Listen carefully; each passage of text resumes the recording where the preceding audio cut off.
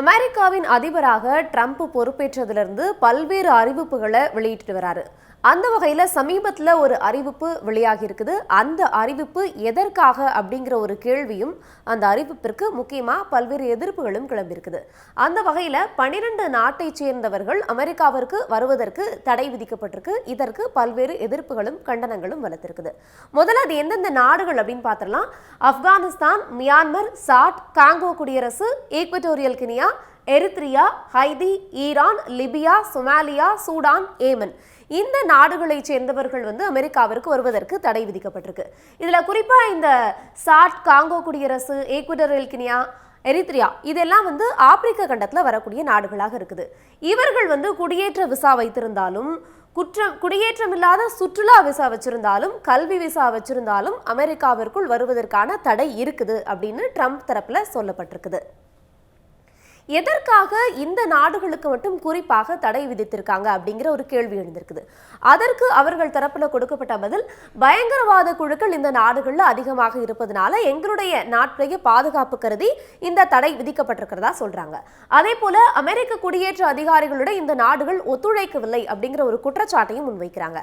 முக்கியமா இந்த நாடுகள் எல்லாம், அதாவது இந்த 12 நாடுகளுக்கு தடை விதிக்கப்பட்டிருக்கு இல்லையா, அந்த நாடுகள்ல பாஸ்போர்ட் விநியோகிக்க அதிகாரப்பூர்வ அமைப்பு எதுவும் இல்லை அப்படிங்கிற ஒரு குற்றச்சாட்டும் முன்வைக்கப்பட்டிருக்குது.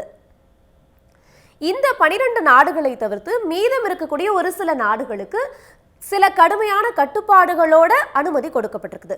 அது என்ன நாடுகள்னு பார்த்தீங்கன்னா, Burundi, Cuba, Laos, Sierra Leone, Togo, Turkmenistan, Venezuela இந்த நாடுகளுக்கு சில கடுமையான கட்டுப்பாடுகள் கொடுக்கப்பட்டு அனுமதி கொடுக்கப்பட்டிருக்குது.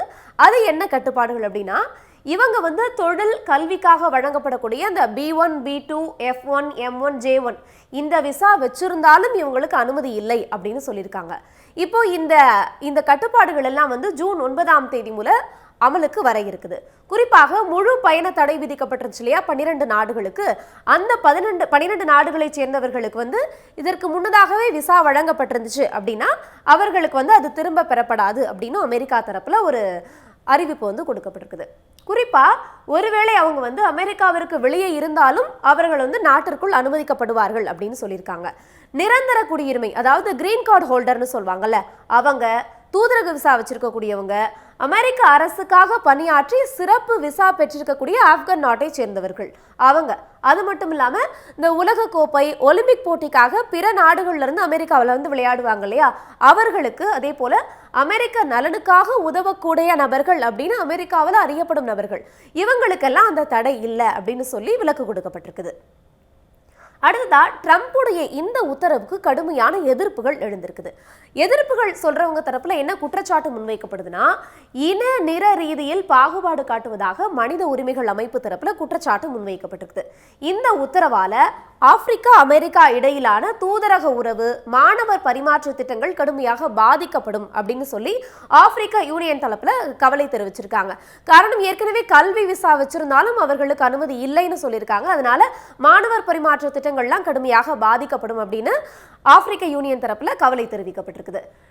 அதே போல ட்ரம்ப் கடந்த முறை அதிபராக இருந்தப்போ 2017ஆம் ஆண்டு ஆட்சியின் போது Iran, Iraq, Libya, Somalia, Sudan, Syria, Yemen இந்த இஸ்லாமிய நாடுகள்ல இருக்கிறவங்க அமெரிக்கா வருவதற்கு தடை விதிச்சிருந்தாங்க.